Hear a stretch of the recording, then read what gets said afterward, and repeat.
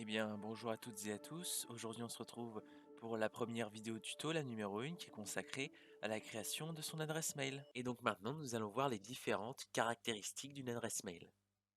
Donc nous allons commencer par un simple sommaire. Qu'est-ce qu'une adresse mail? À quoi ça sert? Et comment créer son adresse mail? Donc, qu'est-ce qu'une adresse mail? C'est tout simplement une phrase composée de 4 éléments, d'un identifiant, d'un arrobase, du nom de l'hébergeur et de son extension. Donc l'identifiant, c'est tout simplement quelque chose qui va vous servir à vous identifier, donc un mot.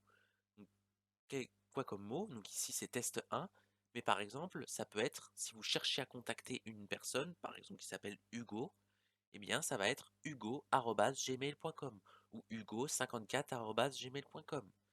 Ensuite vous avez l'arrobase.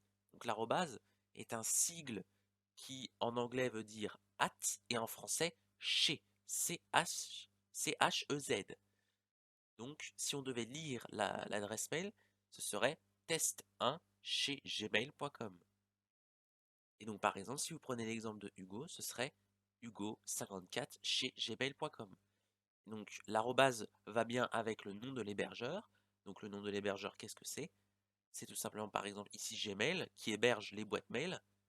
Mais par exemple, ça peut être aussi Orange, Wanadoo, La Poste, etc., etc. Donc ce serait Hugo chez SFR, Hugo chez Wanadoo, etc., etc.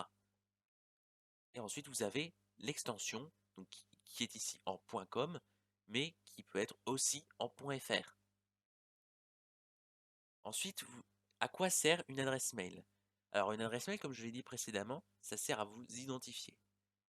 Par exemple, vous cherchez à joindre Hugo, eh bien, vous allez l'identifier grâce à l'identifiant qui va être hugo@gmail.com. Voilà.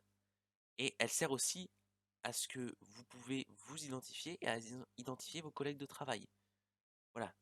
Donc, si on vous cherche à vous joindre et que vous appelez par exemple Marie, eh ben, on va chercher votre adresse mail qui va être Marie, 82 ou Marie suivi de votre nom de famille @gmail.com. Ensuite, ça sert aussi à envoyer des mails du coup.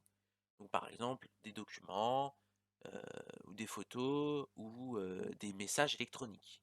Voilà. «Bonjour, voici le document que tu m'as demandé, bonne journée». Et donc maintenant, nous allons voir comment créer son adresse mail. Alors nous pouvons voir ici qu'il existe plusieurs sites d'hébergement. Donc vous avez, Gmail, le plus connu. Vous avez aussi Outlook, qui est plus professionnel, mais vous avez aussi les plus classiques comme Wanadoo, Yahoo, SFR, La Poste et même Orange, mais il y en a encore plein d'autres que je ne cite pas ici. Nous allons nous attarder sur la boîte mail Gmail.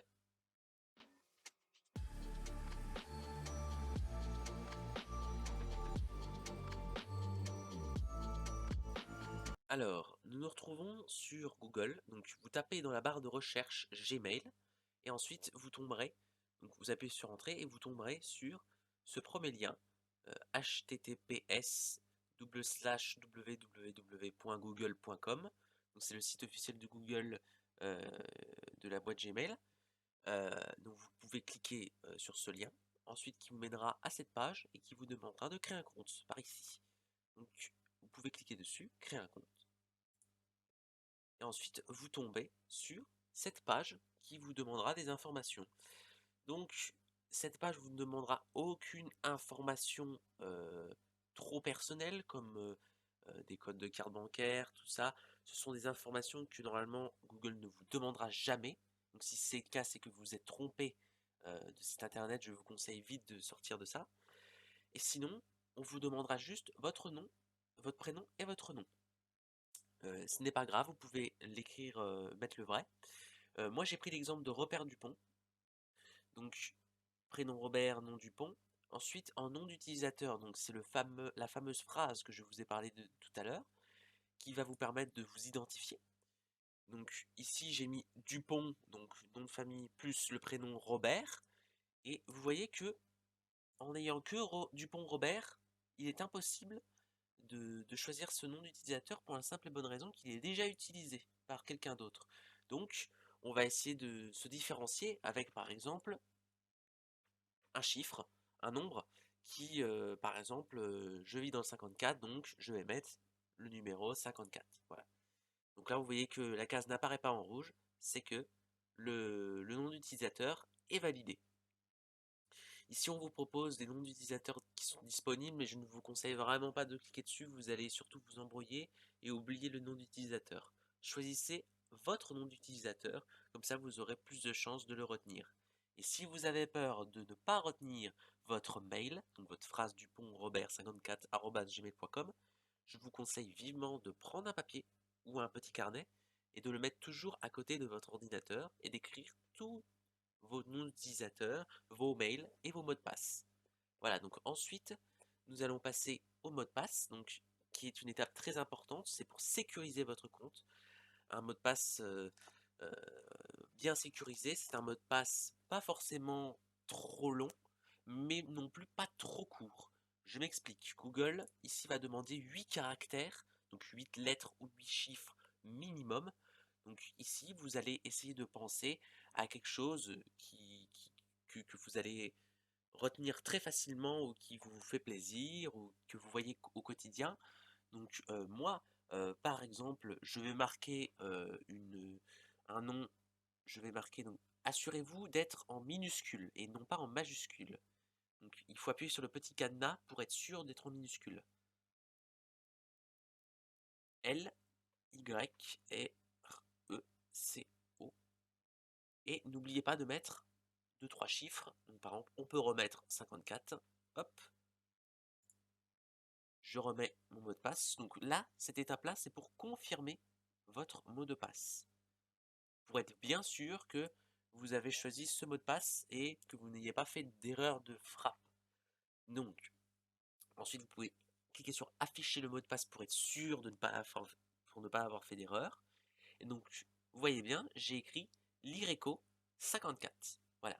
Donc ça, ce sera mon mot de passe, qui est un mot de passe qui ne sera pas simple à déjouer. Et donc ensuite, vous pouvez cliquer sur Suivant. Donc ici, on va vous demander votre numéro de téléphone. Donc vous n'êtes pas obligé de le mettre, mais c'est une sécurité en plus euh, qui vous est demandée pour justement sécuriser votre compte et pour faire des confirmations par téléphone. Donc si vous n'avez pas envie ou si vous n'avez pas de numéro de téléphone, eh bien tout simplement, n'en mettez pas. Ce n'est pas grave, comme c'est indiqué, ceci est facultatif.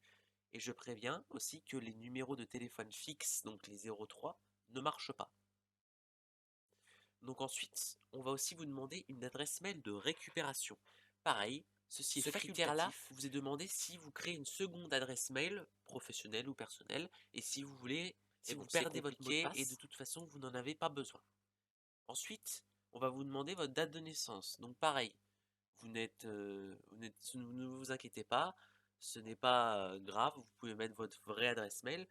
Donc hop, par exemple, on va mettre pour ma part une fausse adresse, une fausse date. Hop,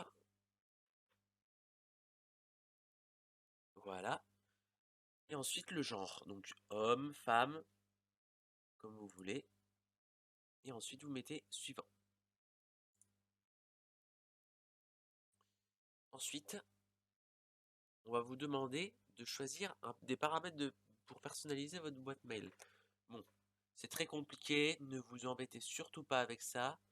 Appuyez sur personnalisation express. Ceci va vous permettre de ne pas vous occuper de la personnalisation de votre boîte mail et de juste pouvoir utiliser la fonctionnalité pour envoyer des mails. Voilà, et de les recevoir bien évidemment. Donc vous réappuyez sur suivant. Ici, on va vous expliquer tout ce qui est cookies, paramètres de personnalisation, patati patata. Vous scrollez avec votre souris et vous appuyez sur confirmer. Pareil, ici on va vous parler des règles de confidentialité. Pareil, vous appuyez sur accepter. Là, de toute façon, les règles sont très simples. Le respect, le non-divulgation de vos informations personnelles. Donc ensuite, vous attendez que la page charge. et la création de votre boîte mail se fait. Et voilà, donc votre boîte mail est créée et on va vous demander si vous avez besoin d'aide pour euh, suivre des petits tutos. Vous n'en avez pas besoin, vous appuyez juste sur OK. Et donc voilà.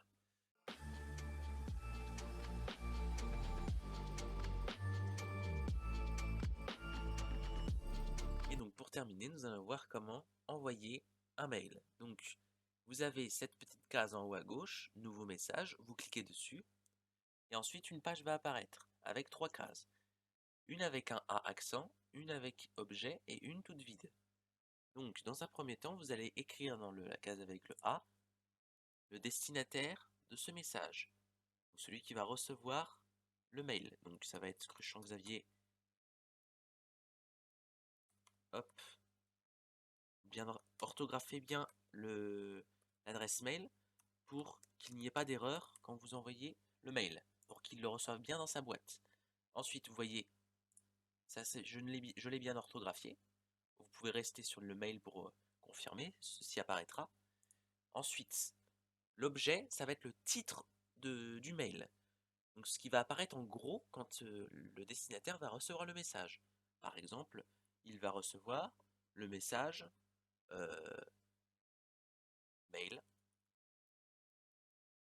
IMP. Voilà. Mail IMP, donc mail important. Et donc il va recevoir ça dans sa boîte mail, mail IMP. Et ensuite, quand il va cliquer sur mail IMP, il va donc pouvoir lire votre message que vous allez écrire dans cette grosse case toute vide. Donc, bonjour, virgule, j'ai bien reçu tes documents, patati patata, hop, bonne journée, et voilà. Et ensuite, quand vous avez bien fini votre message, quand vous êtes sûr d'avoir fini, vous appuyez sur envoyer. Vous avez une confirmation en bas à gauche, message envoyé, annuler, afficher le message. Vous pouvez juste cliquer sur la petite croix, hop, et si vous voulez annuler votre message, il fallait cliquer sur annuler. Je vous remercie d'avoir suivi ce tuto, j'espère qu'il vous aura aidé. Le prochain tuto sera consacré au téléchargement de documents sur internet, de pouvoir les placer dans vos mails et de pouvoir aussi envoyer des photos dans vos mails. Sur ce, bonne journée et bon courage pour la suite.